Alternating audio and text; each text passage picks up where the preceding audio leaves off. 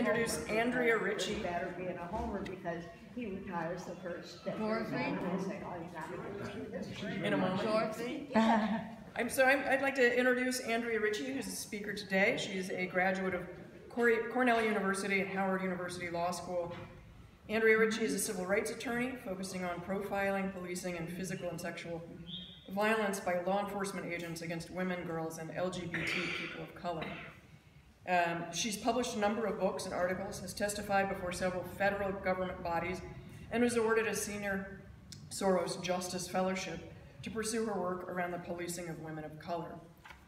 She's a practicing attorney and is the researcher in residence on race, gender, sexuality, and criminalization at the Social Justice Institute of the Barnard Center for Research on Women.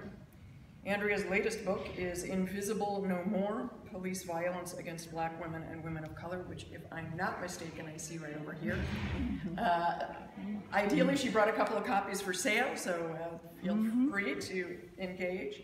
And with that, I would like to introduce Andrea. Thank you so much. Good morning. Thank you all for coming out on a rainy Sunday morning. Thanks. I apologize, I'm a little bit foggy myself because my flight was delayed coming in last night, so I landed at 1 a.m.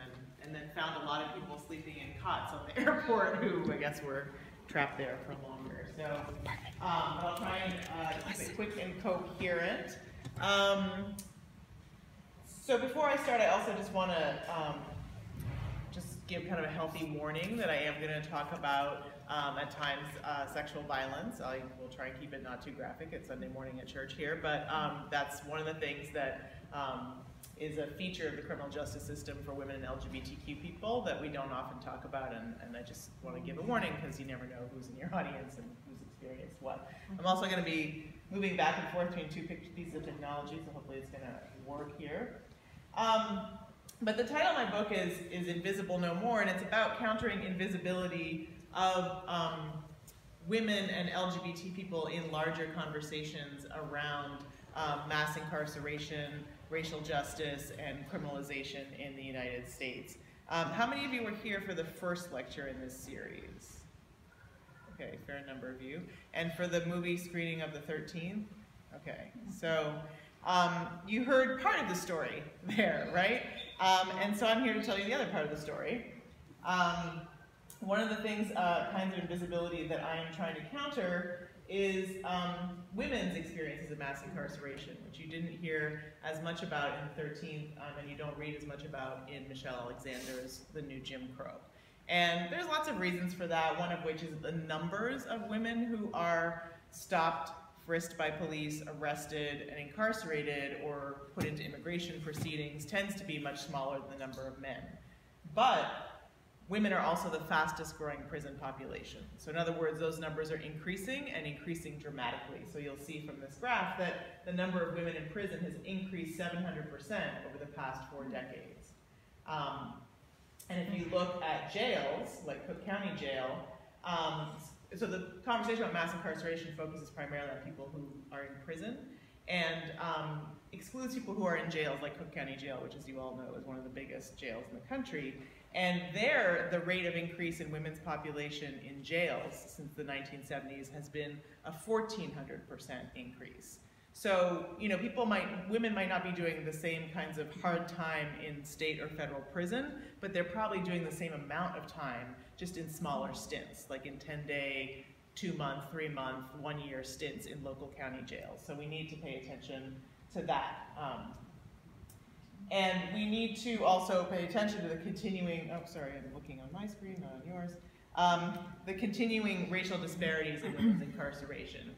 The racial disparity used to be more significant than this, and there's been a shift in women's incarceration in part because of the opioid epidemic and prosecuting folks for use of meth and opioids and prescription medication, which tends to focus more on white folks generally and on white women particularly. But even in that context, black women continue to be incarcerated at twice the rate of white women. And then if we look even more carefully at the numbers, and another even more invisible group of people is black transgender women. So transgender folks, as you probably know, are folks who may have been assigned one gender at birth and then have come to live and experience life as a different gender as adults or as teenagers. And so folks who were assigned as men at birth but are expressing a gender of women now are actually the people who are experiencing the highest rates of incarceration of any population in the United States. So you probably saw in the 13th that 1 in 3 black men will be incarcerated in their lifetime, but almost 1 in 2 black trans women will be incarcerated in their lifetime. In other words, if there were 2 black trans women in this room right now, one of them would have spent some time in prison or jail. And that's a hugely high number. There's lots of factors driving that, one of which is just deeply entrenched discrimination, which means you can't get a job, you can't get housing, you get kicked out of your family, you get ostracized from society, you have no choice but to engage in activities that people consider to be criminalized. And then often you're targeted for violence, and then when you defend yourself, you're the one who's criminalized, not the person who attacked you. So those are just a few reasons that these numbers are so high. Another invisible reality of the crisis of mass incarceration is that nearly 80% of women in jails and in prisons are mothers, and most of them are of minor children, and most of them, at least if they're in jail, have been accused of minor offenses. So that was what motivated a group of organizations across the country to do a Mother's Day bailout, where they just raised millions of dollars to just get moms out of jail for Mother's Day. It was a symbolic day, but it was also about calling attention to the fact that women are away from their children and often losing their children over relatively minor offenses, and that by incarcerating women, we're having an impact on entire families and communities that we may not be paying attention to. So generally speaking, there are 3, probably it's very difficult to read that, I can barely read it, but basically there are 3 main kinds of things, policing practices and forms of criminalization that are driving women's incarceration. So my book tends to step back from the moment where people are sentenced or sent to jail, which tends to be where we start the conversation about mass incarceration, is how long was someone sentenced for, and what happens to them in prison and what happens to them when they come out. My book steps back to, well, how did they get there in the first place, right? Like, no one just shows up in prison, right? Someone puts them there, and it usually starts with a police encounter. So trying to look at what those police encounters look like is a way of kind of intervening at the front end. And one of the pieces of my work, and why my fellowship at Barnard is about criminalization, not mass incarceration, is looking at the fact that for our society right now, criminalization, or having the state punish you, is the primary and kind of default response to any social problem, right? You're poor, and you're living on the streets of Chicago, and you have nowhere else to pee because there's no public restrooms, then you do it on the street corner, and then you're criminalized for it. You sleep under the bridge, the Foster Street Bridge near my house, you're criminalized for it. You have a mental health crisis, you're kind of wandering around in a slightly altered state, and people think that you're a threat, you're arrested and criminalized for it. Cook County Jail is probably, you talked about, is the largest mental health treatment facility in the country, right? But instead of giving people treatment in the community, you have to get arrested to go to Cook County Jail and then be forced kind of into treatment in a way that all of us can go to our therapists and, expect privacy and, kindness and empathy. And in Cook County Jail, your counseling sessions are not private, and they're very directive in terms of how you experience the counseling session. So I tend to look at criminalization as the framework, because sometimes the punishment also doesn't just come in the form of being in like a cell with 4 walls, right? Sometimes it's electronic monitoring, sometimes it's being under probation or parole, or some kind of restriction by the state that just involves some kind of criminal punishment or control of your behavior that doesn't necessarily involve a prison. And if we look at that, it's a much larger number of people who are experiencing that. So you probably heard in the 13th that like 2.3 million people are in a prison right now, but 9 million people are under some kind of control of the state through probation, parole, other kinds of regulations and control, and 10 million people are arrested every year. So it's a much bigger problem if you step back and look at criminalization more broadly, and so then we can maybe address it more at the front end and more at the larger end if we look at it that way. So I'm going to talk about each of the 3 primary ways that women wind up in some kind of correctional control. You've probably heard a great deal about the war on drugs as one of the primary drivers, so I'm going to talk about that.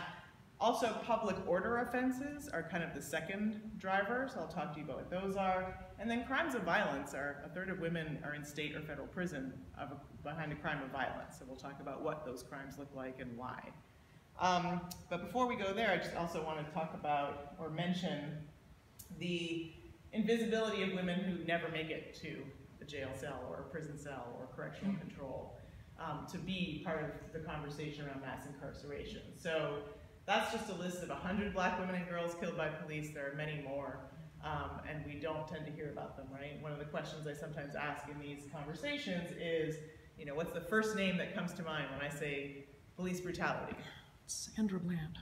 Oh, I'm so glad that that's changing. I catered my answer to the person asking. Tamir Rice, exactly, right? It tends to be generational, or kind of, some people who are older like me, it might be Rodney King, or it might be Amadou Diallo, or it might be Eric Garner or Mike Brown. In Chicago, it might be Rakia Boyd, because people have done a really good job of organizing, but that's a more recent phenomenon. I feel like thinking of women's names is a fairly recent phenomenon. We tend to think of mostly men who are killed by police. And so, again, the numbers are smaller, but their lives don't matter any less. And so I just want to make sure we counter that invisibility as well. So the war on drugs, I know you heard a great deal about. A few weeks ago, where I was flying in from last night was the Drug Policy Alliance conference on the war on drugs, and your colleague was there speaking. We were in a few meetings together. And the war on drugs tends to be the context in which we know or we hear the most about women's experiences of mass incarceration. So at the conference is a longtime colleague of mine, Kemba Smith, who was a student at Hampton College in Virginia Beach, and doing well. Met a guy, fell in love. He wasn't the best guy. Ended up being a situation of domestic violence. He was dealing drugs. He was forcing her to deal drugs with him in order to, you know, as part of the kind of abusive relationship. She got busted. They both did. He was able to give the state more information about other players in the game. She knew nothing, because all she knew was what he forced her to do. So she ended up doing dramatically more time, being sentenced to dramatically more time than he was. That is a very common scenario in the war on drugs, where women are involved through violent and abusive relationships or relationships of coercion and control, and then are unable to negotiate their way to lower sentences because they actually have very little information about the trade. And you know, Kemba's story is an older story. She was, her sentence was commuted by Bill Clinton, and she since went on to write this book called Poster Child, and to speak about her story as a cautionary tale of really harsh war on drugs sentences and approaches. Jeff Sessions recently said he's going back to this strategy of going for the highest possible drug sentence in every case to get people to flip on people higher up. And so there's going to be many, many more Kembas who are going to be sentenced to decades in prison over very small amounts of drugs because they can't tell the story of other people. And I think this is, so that's a fairly common thing that is going to get worse over time.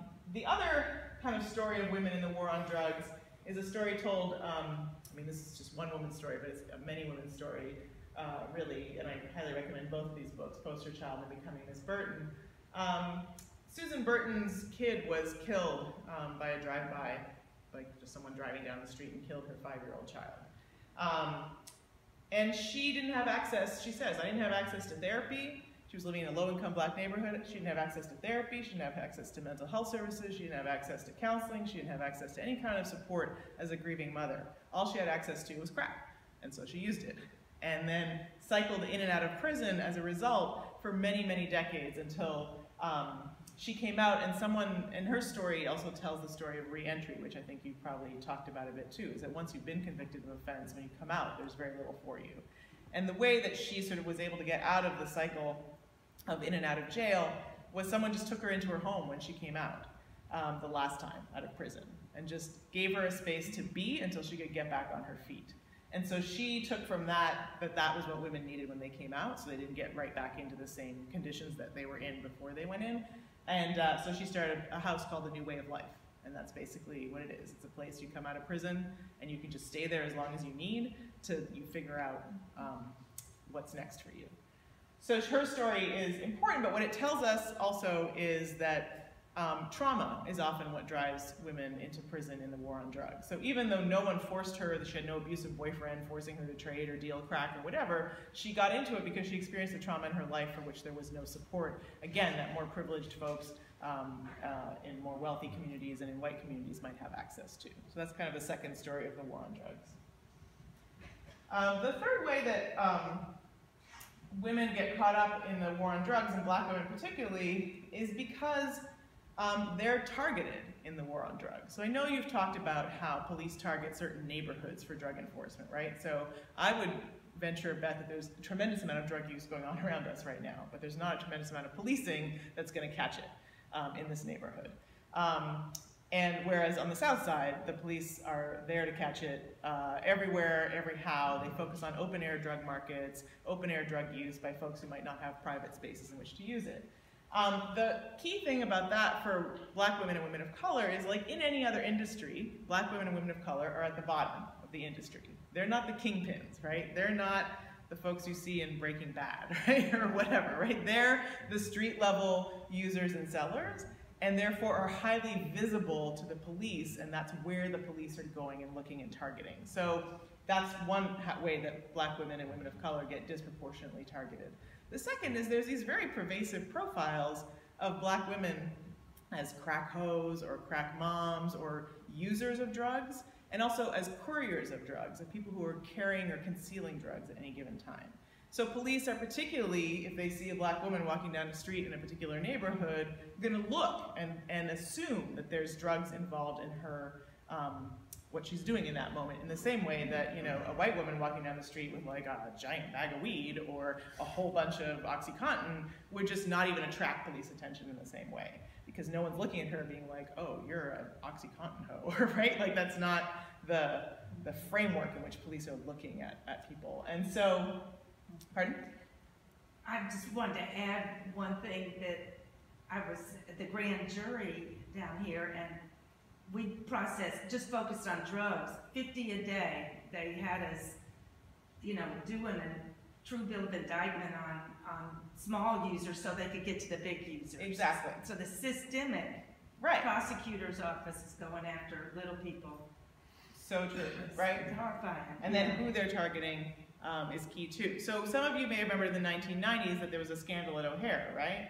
Where I guess the Customs and Border Protection folks were particularly targeting black women flying into O'Hare for strip searches, cavity searches. They would force them to take laxatives and wait for what came out because they assumed that they were bringing drugs back into the country if they were coming from out of the country or that they were traveling with them. And they were so abusive in that behavior, like black women were like 10 times more likely to be stopped and subjected to that kind of behavior, and much less likely to be found actually with drugs on them.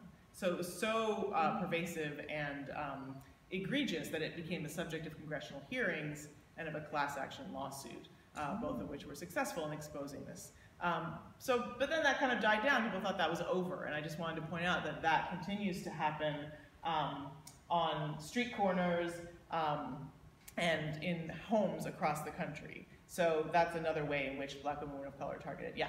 At the airport, with people coming in, has anyone ever checked to see whether it's just black women that get it, or is it like 1 month they pick one particular group to do a detailed drug search?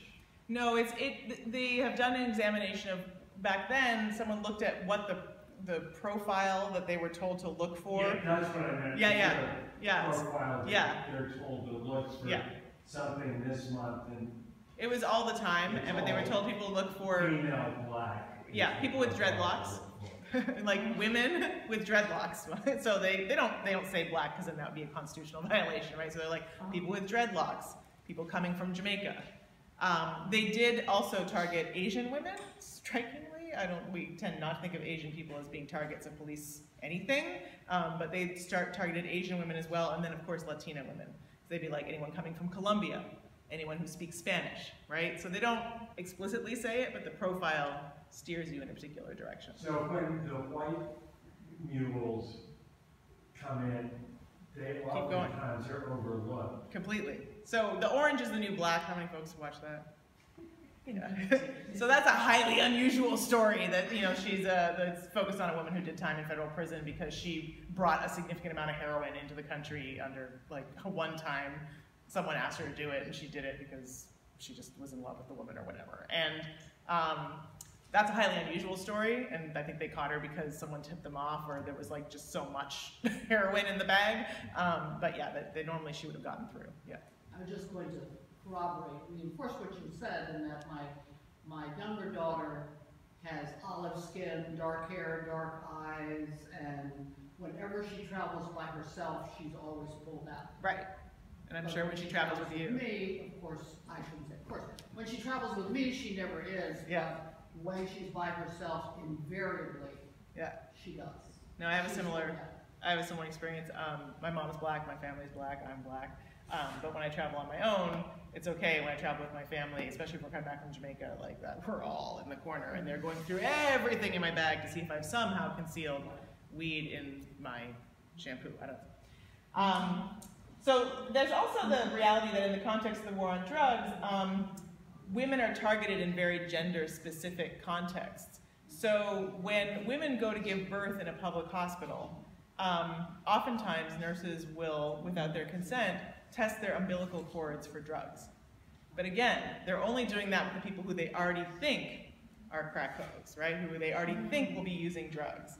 So one study in Florida showed that black women were 10 times more likely to be subjected to a non-consensual blood test after giving birth than white women, but that white women were more likely to be using drugs at the time that they were giving birth. So again, we wouldn't think, if you think about racial profiling, you think driving while black, you think walking while black, you don't think giving birth while black, right? And there's a combination of things. One, nurses are more likely to do it to black women, and there are records of nurses basically saying, she's black, so I drug tested her. But also, black women are more likely to give birth in public hospitals and not in private hospitals that are, if they do discover drugs in someone's umbilical cord, more likely to sort of say, dear, you might want some treatment. Let me refer you to a nice place that you can go to, the Betty Ford Clinic or whatever, right? As opposed to calling the police, who will literally come and take women in chains, in shackles, out of delivery rooms, some of them before they've even given birth to their placenta. So they're literally pulled out of the bed and their child is taken from them. So the sentences are harsh. And the sentences are harsh. And then if you think about it, for a kid, whatever the effects of drugs on children in the womb, which are hotly contested in terms of science, it's definitely worse to be ripped from your mother, denied breastfeeding, and put in foster care, right? If we could find a way to support the kids and the moms. Depends. It should be evaluated. So something else. It should be an answer. Yeah, she was saying maybe not.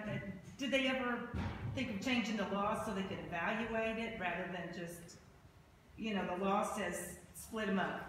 She's a drug abuser. No, and they need to change the law. And in fact, unfortunately, they're changing the law in the other direction, which is, in Wisconsin, there's something called the cocaine mom law, it just says automatically, if there's a positive drug test, they have to be separated. So that we need to change the law the other way to offer support. Right. It's also happening down in Kentucky, for example, the opioid crisis. Yes. They're having this, and I don't know the name of the law down there, but it's the same type of deal. You come in as a woman, you give birth, and you have opioids in your system, they take the kid away, and so the women are not seeking medical care. Exactly. For fear of having their child taken, for fear of getting locked up, which means the outcomes are even worse, exactly. Right? And so the legal system is going to have to adjust to that at some point because it's having unintended consequences that are significantly worse than the intended consequences. And the science tends to show that the impact on children of cocaine use, for instance, while moms are pregnant, has more to do with poor nutrition, poverty, and not seeking prenatal drug care or prenatal care for the reasons that you're describing than actually with the drug itself, which you get rid of in your system fairly quickly. So, and the same with heroin and other things. So, maybe not the best choice, but also, you know, some women run triathlons in their 3rd trimester. That's also not the best choice for a kid, right? For a baby. But, you know, one gets prosecuted, the other one, you know, people might be like, wow, exactly, great for you. So just moving on to, again, things that happen before you wind up in prison in the context of the drug war, is that, you know, these searches that I was talking about at O'Hare and I talked about happening on the street, they're continuing to happen. So, you know, this O'Hare scandal was in the 90s. This public strip search on a street corner in Texas was in 2015. So Sharnesia Corley was a 22-year-old college student who was on her way to the store to pick up some medication for her grandma and failed to stop at a stop sign. So say the cops. How many of us have failed to stop at a stop sign? You mean this morning? Yes, exactly. Like, you know, you roll through, it's not a complete stop, you know, it happens all the time. In her case, the cop claimed to have smelled marijuana in her car and called a female officer to the scene. She had to wait an hour for the officer to come, who then pulled her pants down in public, threw her to the ground, forced her legs apart, and searched her vagina publicly for like 10 minutes. That's what's happening on the ground over there. So she talks about it saying, like, I was raped by a police officer because that was her experience of it, and that is essentially what happened because that's also unlawful. Under the US Constitution, you have, if you're gonna do a cavity search, you need a lot more evidence than, I think I smelled marijuana, and it needs to be done in private by a medical practitioner. So that's unconstitutional, so if there's no legal justification for it, and it looks like rape, and it feels like rape, then it is rape, right? So that is how the war on drugs is waged on the bodies of black women. They found no drugs in her, on her, near her, so she's not one of the people who's in the profile of mass incarceration, because she's not in the prison, but this is part of mass criminalization. So, yes? Just real quick, did she bring a lawsuit and win? Oh yeah, she brought a lawsuit, it's in process now. She will win. So I mentioned public order offenses, which were kind of the other third of how women wind up in prison. And it's basically a product of something called broken windows policing that originated from this article, which is this notion that if there's a broken window in a neighborhood and you don't swiftly find the person who broke it and punish them severely and without sort of any discretion, more windows will be broken and the neighborhood will descend into kind of chaos and mayhem immediately, right? There's no scientific proof for this theory. Even the authors in the article say, well, we didn't really do a study, it's just kind of common sense, it's folk wisdom, you know, but it has become the dominant way that we think of policing across this country, including in Chicago. And so, yeah. I know something about that this is manufactured by the Manhattan Institute. Yes. Right? Yes. Yeah. So there have been scholars who keep repeating it as if it's true, and then it becomes truth, right? When in fact it's not. But the way it affects women particularly is that the theory itself names certain kinds of behavior as signs of disorder. So I talked earlier about being homeless. Well, women are in the highest rates of poverty in this country and have high rates of homelessness, and both because of low pay, low employment opportunities, and also domestic violence puts a lot of women on the street. And therefore, they're going to be seen as disorder in public spaces. So a lot of women are doing time in Cook County Jail for sleeping in public, urinating in public, trespassing, all the things I talked about earlier, sleeping on the trains, etc. But it also names women standing in corners in short shorts as a sign of disorder. And so that means women who are believed to be engaged in prostitution, whether they are or not, in public spaces. So again, the low-level drug markets and open-air spaces are what police target. It's open-air spaces where people are believed to be engaged in prostitution that police target. So no one's targeting, again, I can guarantee you there's prostitution happening in this neighborhood right now, and no one's looking for it. But they are looking for it on the south side in particular areas. And again, they have images of who's doing it in their mind, right? So, you know, a white woman can stand on a corner in fishnet stockings outside a club, and people assume she's just outside a club. But a black woman stands on a corner in fishnet stockings on the way to the club in south side of Chicago, people assume that she's engaged in prostitution. So the arrests that are happening in New York and in Chicago are disproportionately of Black and brown women who, whether they are engaged in prostitution or not, are definitely targeted. So that's the public order offenses that people are targeted for. Poverty-based offenses, also, and that includes offenses in public housing, right? Like, people get charged with criminal trespass in their own public housing unit if they can't prove that they live there.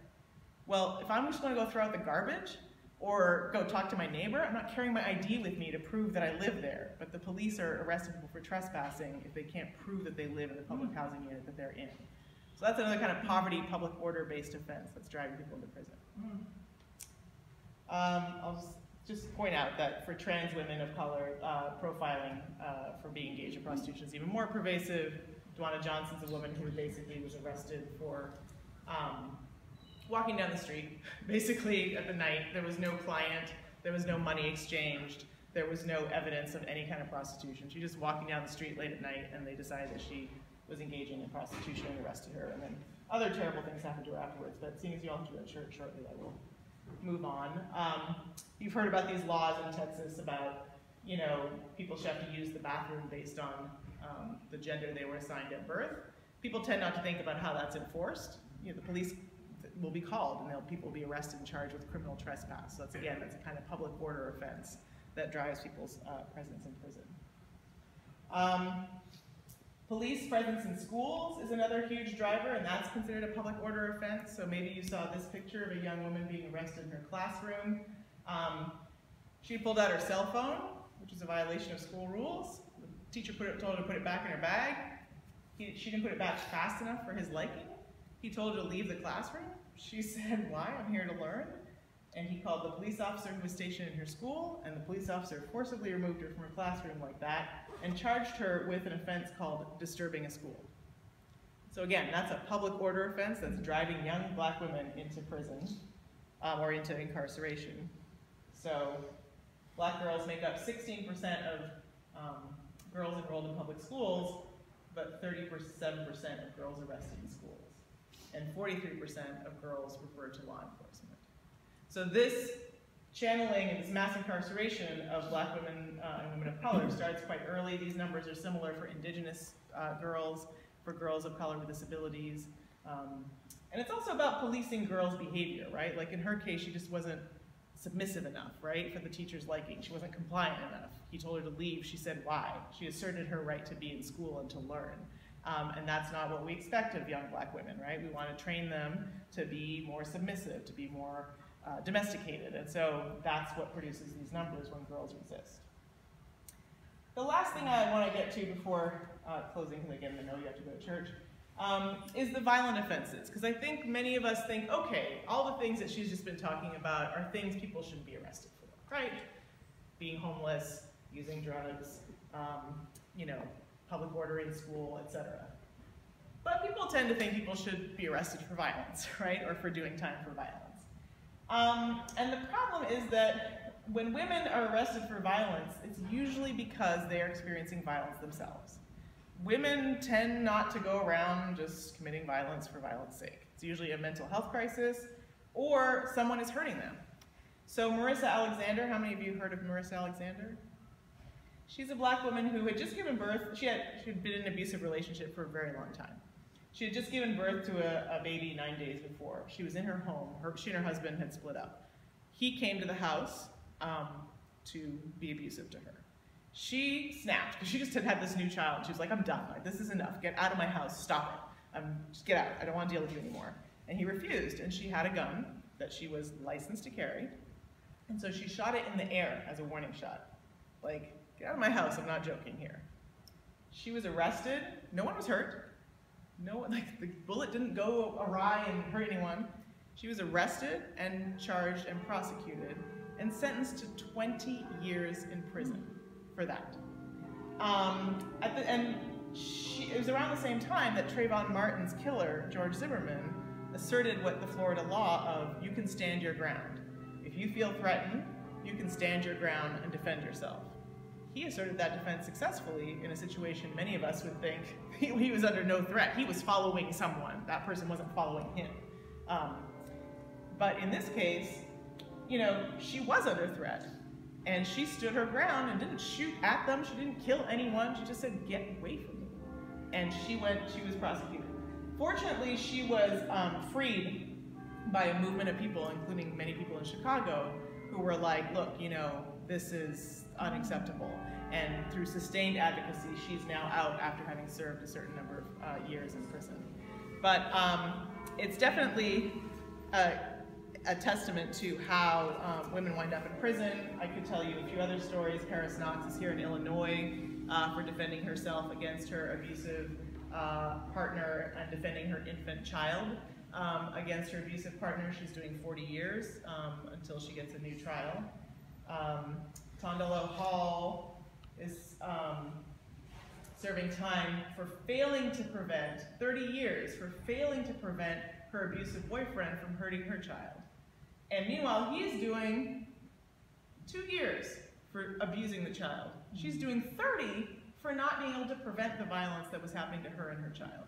These are the ways in which black women are winding up in jail around violent offenses. So when you see the word violent offenses, I want folks to start thinking about this as opposed to some kind of demonized violence that women are doing time for. Find out more about these kinds of cases at an organization called Survived and Punished. They have a website and you can learn more about them there. This happens to LGBT folks who try and defend themselves from homophobic violence on the street. These are 4 women who did time, a lot of time, when a man threatened to sexually assault them and they defended themselves. And then just quickly in the context of domestic violence, this is a woman named Tiawanda Moore who called the police for help when she was being abused by her boyfriend. The police who responded sexually assaulted her instead of helping her. So she went to complain to the police here in Chicago saying, I called for help and these cops like fondled me, what the hell? They said, don't bother with this complaint, let it go. So she said, this is ridiculous. She started taping them on her phone of how they were trying to dissuade her from filing a complaint. She was prosecuted for wiretapping the police and faced trial and could have gone to jail for 15 years. This was Anita Alvarez, our friend Anita Alvarez. This is part of the reason she's not here anymore. The cop who sexually assaulted her, no consequences. So what's the message? Is that if you come forward to talk about non-response in a context of domestic violence or sexual assault in the context of response to domestic violence, you're the one who's going on trial, not the cop who abused you. So that, just so you know, sexual violence by police is a common and structural problem that we don't talk about. It's also a huge problem in prisons. So this too is part of the conversation around mass incarceration that becomes invisible. Is like the sexual violence that happens on the way to prison, sometimes as a way of getting out of prison. Cops often say, if you do this for me, I won't charge you with the drug offense that'll come with a big sentence. So that's what happened in this case. And often then, but most police departments don't have a policy addressing that, including Chicago. So really, in Chicago Police Policy Manual, it doesn't say don't sexually assault members of the public. As if you should have to say it. Well, true, but apparently you do, right? So this is kind of the experience of a lot of women of color, and particularly trans women of color, is that actually the things that's most threatening to them is the police in this time of mass incarceration. And then once you're inside prison, sexual violence is also a huge problem. This is a report documenting the prevalence of sexual violence against LGBTQ people in prison, but also there are many reports from Amnesty International and others documenting high rates of sexual violence in prison against women. And so that's the thing, right? We're supposedly trying to prevent violence through incarceration, but we're actually putting people in a situation where they're experiencing more violence inside, and meanwhile violence stays the same on the outside. So that's the story of how women's experiences and LGBTQ people's experiences tend to be invisible in the conversations about mass incarceration and how we can change that. So thank you very much for being out here this morning to hear this. Andrea, can I ask you a question? I know folks are going to want to get to church. I've got you fully silhouetted here and very dark. One of the things that we've been doing in this this fall and coming winter, talking about problems of our criminal justice system is, as a parish, and this is a very small representation of a much larger parish, what can we do? What can we as people of faith other than just get angry, what can we do? Are there acts that we can engage, or is there something we as a community can do?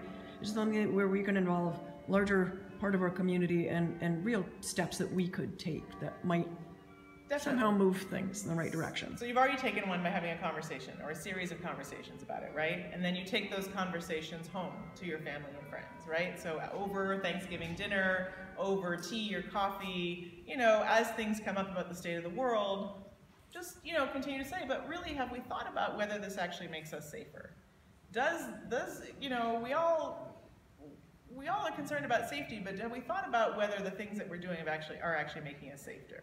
And we all talk about policing and criminalization all the time, so it's about really kind of pushing people to change, to think about these things more deeply. And did you know that, this is actually impacting mothers and separating them from their children? And did you know that there's no scientific basis for this broken windows theory? And did you know that it targets, so just kind of having conversations like that. And then I think you can get involved at an individual level. So at the Survived and Punished website, there's a bunch of individual cases that you can go through, and you can find the one that speaks most to you and be like, this woman who defended her child against her abuser shouldn't be doing 40 years in jail. I'm going to work on her campaign. I'm going to sign petitions. I'm going to fundraise. I'm going to tell other people about it. I'm going to come out and support her in court. Or you can engage around systemic issues, right? You can say, I'm going to call up my local congressperson or senator or state representative and say, what are you doing to stop the war on drugs? Or what are you doing to make sure that people who might be engaged in prostitution or might not, aren't being unfairly targeted, and instead that you're providing them with the supports they need so that they can live and not be criminalized. So I think it can be at any level. It can be individual talking, individual cases. Are there advocacy groups or kind of legal aid-ish types of groups that are focusing specifically on this topic? Back when I was practicing a million years ago, legal aid was helping people with rent and helping people with evictions and kind of smaller domestic violence. This is a much larger and systemic and kind of grotesque distortion of the law that I don't think that legal aid, at least back when I was practicing, would have had the capacity to deal with. Are there organizations out there? Yeah, they're doing it more. Legal aid actually is challenging the prostitution law. Enforcement in New York City is discriminatory. There's also a group in town, there's a campaign happening right now in town around the fact that the mayor just closed 50 schools on the west side of Chicago, but wants to open a police training academy that's going to cost $95 million.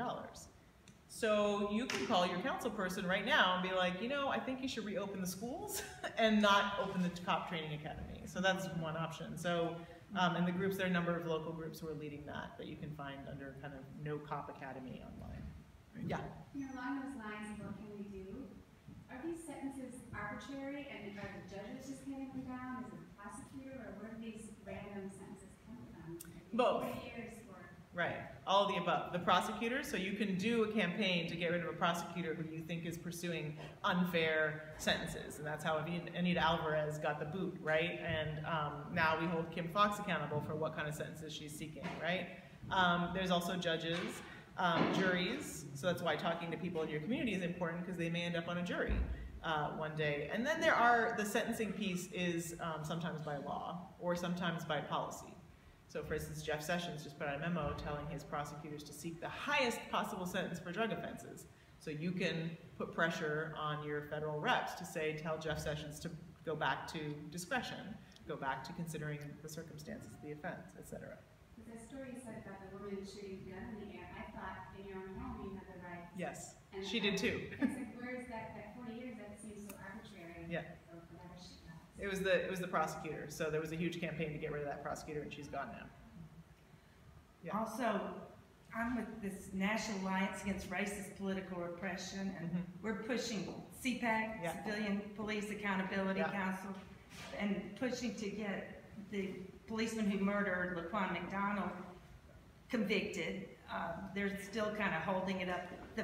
The union, the FOP, protects these guys in more like a human resource. I mean, they've given them impunity, basically, or immunity.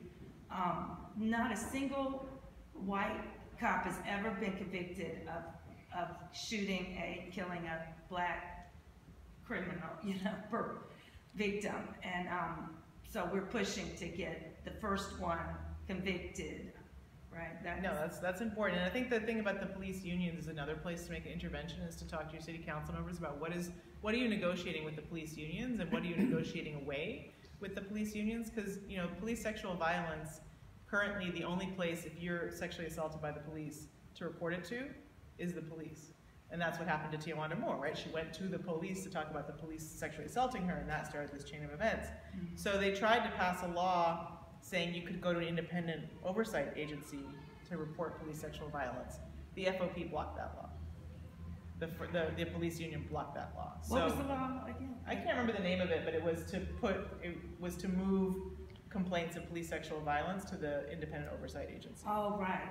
Or just trying to get an independent oversight, because it's kind of a fake one, the one that's there. But it was to move it even to the fake one, and the police union blocked that. They blocked that. Yeah. And also, Lisa Madigan and, you know, the Rahm Emanuel canceled the idea of having the police monitored by a consent decree. Yeah. You know, all these Justice Department recommendations to totally reform. They tortured people. Yeah. Like the John Burge, those people are still doing fine.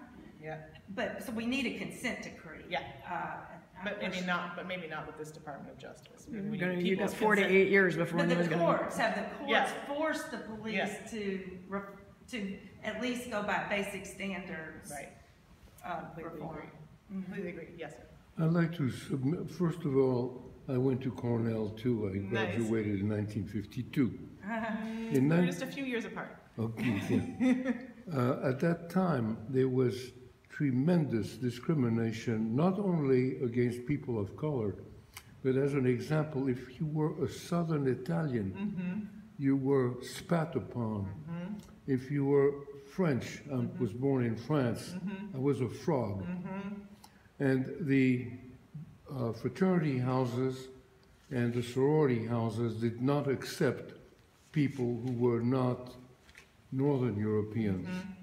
And there were all kinds of discriminatory practices, both, so, you know, there is something drastically wrong with the culture of our country, which remains tribal.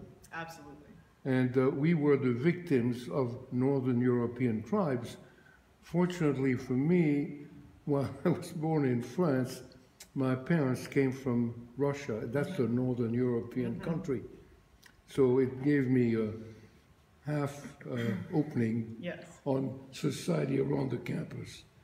I think that what you're saying points out, I think sometimes we take sort of the kinds of discrimination that are happening to be just the way it is. You know, it's unfortunate, but it's the way it is. But what you're saying describes how arbitrary it is, right? And that there was a time when if you weren't white Anglo-Saxon British, you were excluded from this country, you were demonized, you were framed as bringing sodomy and vice to the United States. I mean, French people used to be framed as people who were bringing deviance and sexual immorality. And it was more so in places like Pennsylvania. Exactly. Where they were not British, they were German. Exactly. And they had a tradition of not being very friendly towards non-Germans. Yeah. Incidentally, it has changed now, to some extent. Yeah. Sure, and that's what I think is what is sort of hopeful and important for us to remember, is that, you know, Southern Italian people weren't always considered white. Irish people weren't always considered white. And that changed over time. And so that actually all of these things are things that we construct, that we enable, but that we can change. And so I think that's a good point. Yeah, I went to graduate school at Harvard, and there the Irish were not allowed anywhere. Exactly. Or Jews, or, you know, so I feel like, but we've been able to shift those things a little bit, so it's possible to shift them more, hopefully. Yeah.